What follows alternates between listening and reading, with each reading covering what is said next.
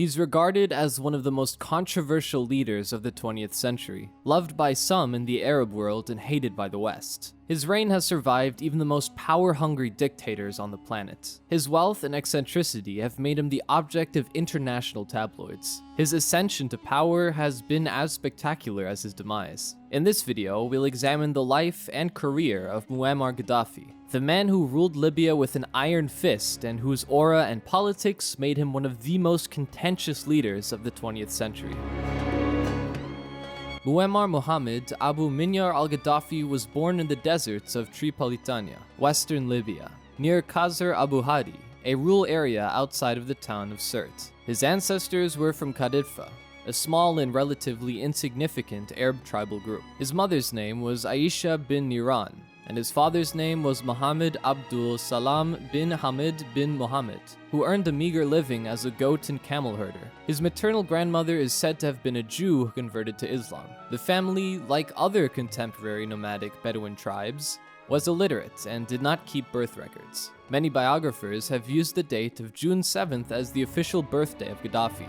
However, his exact birthday is unknown. Sources place it in 1942 or the spring of 1943, though his biographers David Blundy and Andrew Lysett note that it could have been before 1940. Gaddafi is the only son of his parents and has 3 older sisters. Throughout his life, Gaddafi's upbringing in Bedouin culture influenced his personal tastes. He preferred the desert to the city and would retreat there to meditate. Gaddafi was aware of European colonial powers' involvement in Libya since childhood. His country was occupied by Italy, and during the Second World War's North African campaign, he saw conflict between Italian and British forces. Later claims allege that Gaddafi's paternal grandfather, Abdesalam Boumediene, was killed by the Italian army during the 1911 invasion. Libya was occupied by British and French forces at the end of World War II in 1945. Britain and France considered partitioning the country, but the United Nations General Assembly decided that the country should be granted political independence, and in 1951 established the United Kingdom of Libya, a federal state led by a pro-Western monarch, Idris, who banned political parties and centralized power in his own hands. Gaddafi's first education was religious in nature.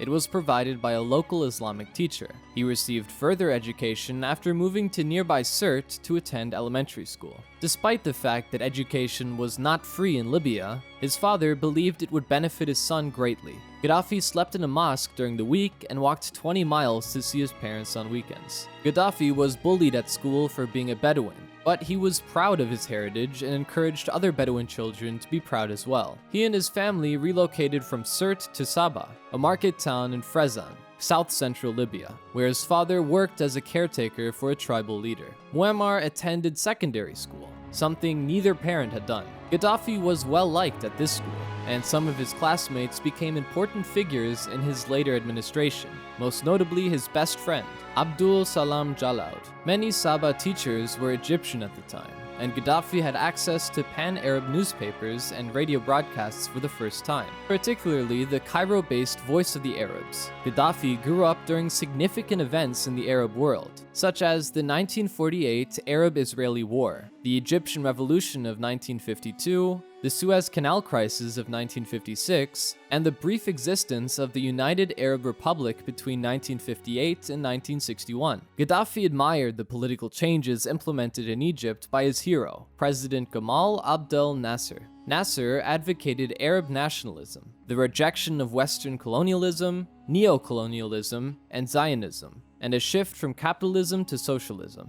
Nasser's book, Philosophy of the Revolution, which outlined how to launch a coup, influenced Gaddafi. Mahmoud Ife, one of Gaddafi's Egyptian teachers, was reportedly sympathetic to the youth's political ideas and advised him that a successful revolution would require the army's support. At the dawn of the 60s, Gaddafi began his political activism. He organized protests and distributed anti-monarchy propaganda. In October 1961, he led a protest against Syria's secession from the UAR and raised funds to send support cables to Nasser. As a result of the disturbance, 20 students were arrested. Gaddafi and his associates also broke the windows of a nearby hotel that was accused of serving alcohol. To punish Gaddafi, the government removed him and his family from Sabah. Gaddafi relocated to Misrata and enrolled in Misrata Secondary School. Maintaining his interest in Arab nationalist activism, he refused to join any of the city's banned political parties, including the Arab Nationalist Movement, the Arab Socialist Ba'ath Party,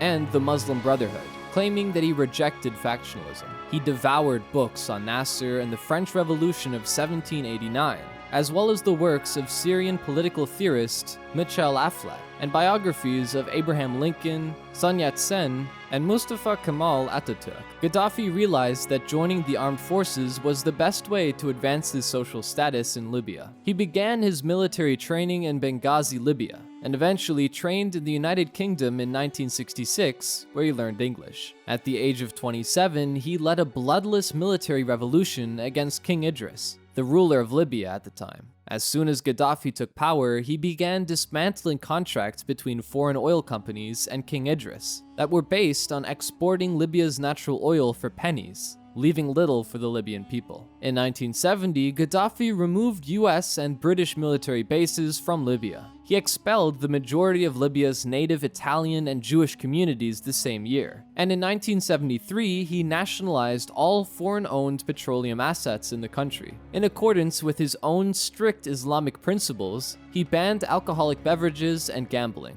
Gaddafi also launched a series of persistent but futile attempts to unite Libya with other Arab countries. He was adamantly opposed to negotiations with Israel and became a leading figure in the Arab world in opposing the Egyptian-Israeli peace progress. His government was implicated in several failed coup attempts in Egypt and Sudan, and Libyan forces persistently intervened in neighboring Chad's long-running civil war. Gaddafi advocated for Islamic socialism, as expressed in the Green Book as early as 1974. This combined nationalism of many economic sectors, with the populist government ostensibly operating through people's congresses, labor unions, and other mass organizations. Innovations along these lines continued to be introduced, including a government system called Jamahiriya in 1977, a neologism implying a popular decentralized confederation. Gaddafi relinquished formal leadership of Libya's government in 1979,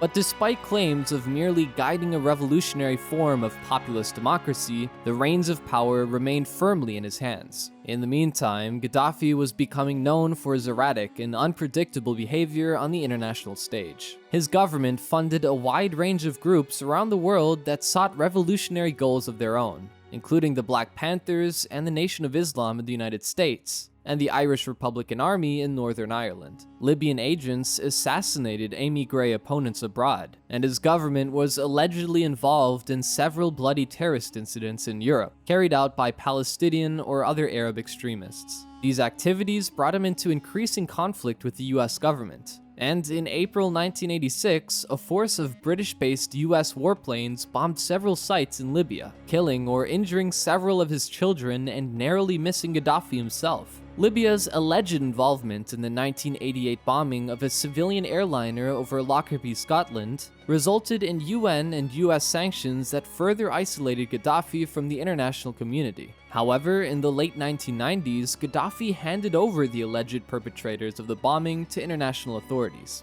Following Gaddafi's announcement that Libya would cease its unconventional weapons program, the United States lifted most of its sanctions against Libya in 2003. Although some observers remained critical, these measures provided an opportunity for Gaddafi's image to be repaired abroad and facilitated his country's gradual return to the global community. Gaddafi was elected chairman of the African Union in February 2009, and he delivered his first speech to the United Nations General Assembly later that year. The lengthy, critical speech, in which he threw a copy of the UN Charter, sparked significant debates in the international community. In early 2010, Gaddafi's attempt to extend his term as AU chairman beyond the standard one-year term was met with opposition from several other African countries, and was ultimately denied. Libya had economic difficulties in the early and mid-1980s. From 1982 to 1986, the country's yearly oil income fell from $21 billion to $5.4 billion. Focusing on irrigation projects, the Great Man-Made River, Libya's biggest and most costly infrastructure project, began in 1983. While it was supposed to be completed by the end of the decade, it remained unfinished at the start of the 21st century. Military expenditure grew, but administrative spending was reduced. Libya's foreign debt increased, and austerity measures were implemented to encourage self-sufficiency. In August 1985, there was a huge deportation of foreign employees, the most of whom were Egyptian and Tunisian. Domestic threats persisted against Gaddafi. In May 1984, his Bab al-Azizia mansion was unsuccessfully besieged by a militia associated to either the NFSL, and 5,000 descendants were detained as a result. Libya had long backed the Frolinat militia in neighboring Chad, and in December 1980, at the request of the Frolinat-controlled Gunt government, re-invaded Chad to help in the civil war. In January 1981, Gaddafi proposed a political unification. The Organization of African Unity rejected this and demanded that Libya leave the neighboring country, which occurred in November 1981. As the civil war began, Libya reintroduced soldiers, battling with French forces supporting the southern Chadian army. Many African countries had grown weary of Libya's meddling in their affairs. By 1980, 9 African governments had cut diplomatic ties with Libya, and the OAU postponed its planned summit in Tripoli in 1982 to prevent Gaddafi from becoming chairman. Despite this, certain African countries, such as Jerry Rawlings' Ghana and Thomas Sankara's Burkina Faso, maintained friendly ties with Libya throughout the 1980s. Gaddafi and Moroccan King Hassan II signed the Aouja Treaty in August 1984, proposing political unification with Morocco. The agreement was quite remarkable, given the two regimes' severe political disagreements and long-time antagonism. Connections remained difficult, owing in part to Morocco's close relations with the United States and Israel. Hassan disbanded the union in August 1986. In 1981, Ronald Reagan, the new president of the United States, took a tough stance against Libya, regarding it as a puppet dictatorship of the Soviet Union.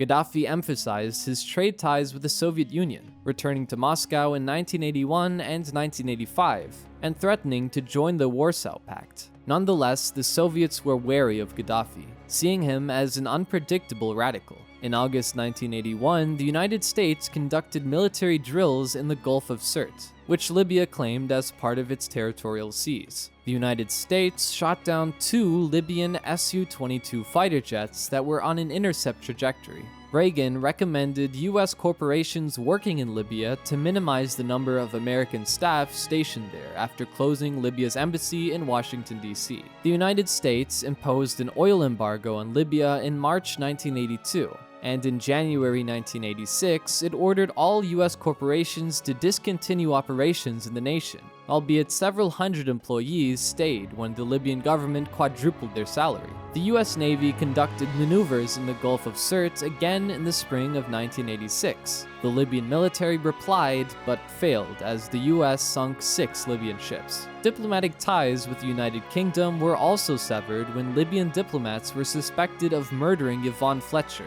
a British policewoman stationed outside their London embassy, in April 1984. Reagan chose to strike militarily after accusing Libya of organizing the 1986 Berlin discotheque attack, which killed 2 American troops. The CIA criticized the proposal, arguing that Syria posed a larger danger and that a strike would bolster Gaddafi's image. Nonetheless, Libya was identified as a soft target. The United Kingdom backed Reagan, but other European allies worried that it would violate international law. On the 15th of April 1986, US military jets conducted a series of airstrikes on Libya, attacking military sites in different areas of the country, killing around 100 Libyans, including numerous civilians. Gaddafi's house was one among the targets. Gaddafi was uninjured, but 2 of his kids were wounded, and he claimed that his 4-year-old adopted daughter Hannah was murdered. However, her existence has since been called into doubt. Gaddafi went to the desert to meditate in the immediate aftermath. Gaddafists and army commanders seeking to topple the regime clashed on occasion.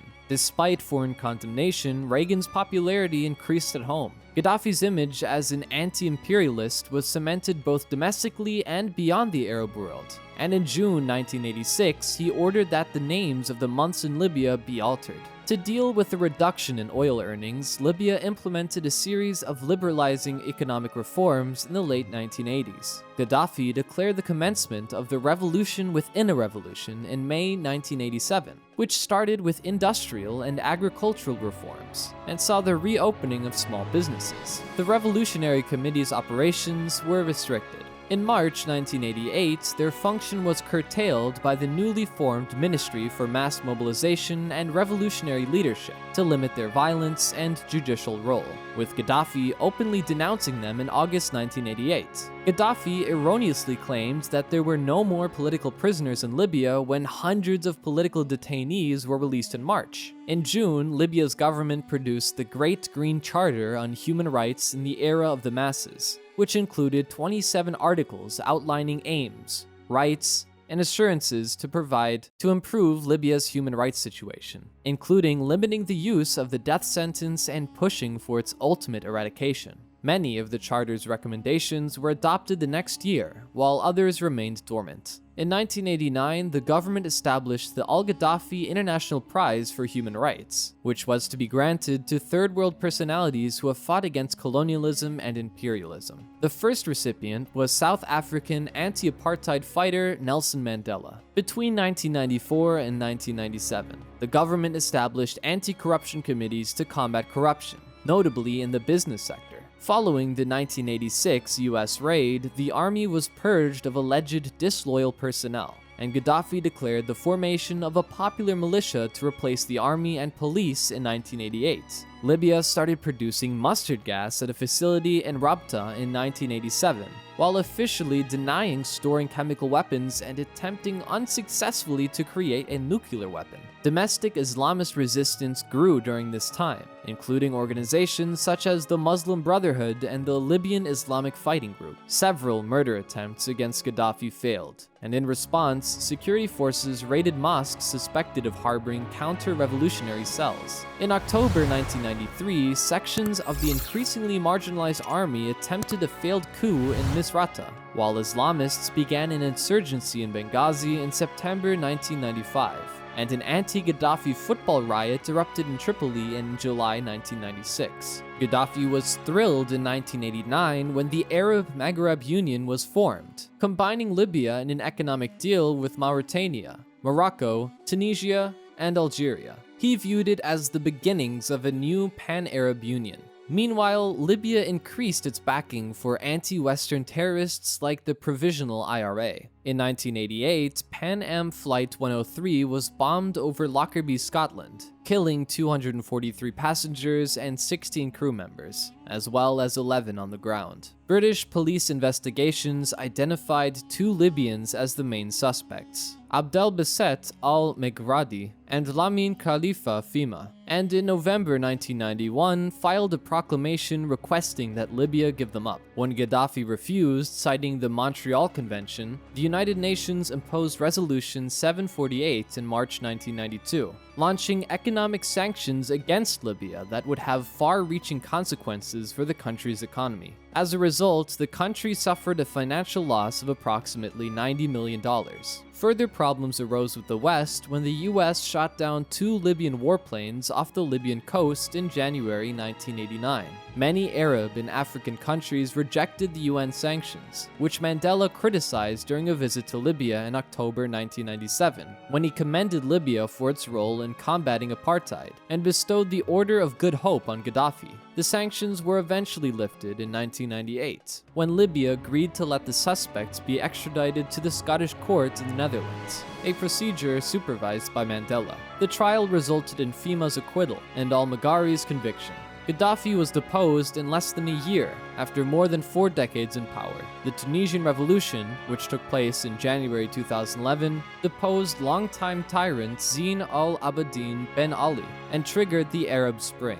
The following month, Egyptian President Hosni Mubarak was deposed, giving demonstrators in other Arab cities a boost in morale. Despite the harsh repression, protesters erupted in the city of Benghazi and expanded across Libya. Gaddafi employed lethal force to quell the protesters, and the violence swiftly erupted. Police and foreign mercenaries were brought in to shoot at protesters, and helicopters were dispatched to bomb civilians from above. Libyans were increasingly determined to see Gaddafi deposed as fatalities rose. As the country descended into chaos, Gaddafi delivered a series of rambling speeches on state television, accusing demonstrators of being traitors, foreigners, Al-Qaeda, and drug addicts. He pushed his people to keep fighting, and as a result, small groups of well-armed loyalists fought the insurgents. By the end of February 2011, the opposition had taken control of most of the nation, and the rebels established the National Transitional Council as a governing body. The opposition encircled Tripoli, where Gaddafi retained some support. The majority of the international world backed the NTC and demanded Gaddafi's removal.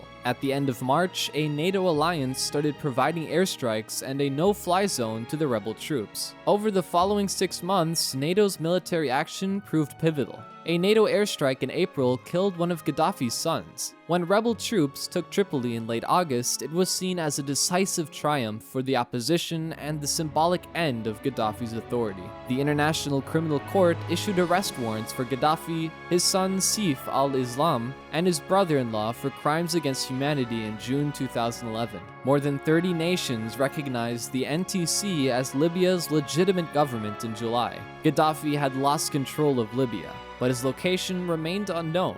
Libyan officials announced Gaddafi's death on October 20th, 2011, near his hometown of Sirte, Libya. Early reports contradicted each other, with some claiming he was killed in a gun battle, and others claiming he was targeted by a NATO aerial attack. A video of Gaddafi's wounded corpse being carried around by fighters surfaced. For months, Gaddafi and his family were thought to be hiding in the country's west region, where they still maintained tiny pockets of support. Libyans poured into the streets as word of the former dictator's death spread, celebrating what many saw as the culmination of their revolution. Gaddafi was a controversial and highly divisive world figure. From his ascension to power and his ultimate demise, the man who called himself brotherly leader and guide of the revolution evoked extreme passion, supreme adoration from his following, but also bitter contempt from his opponents. What do you think of Gaddafi's legacy in Libya and on the world stage?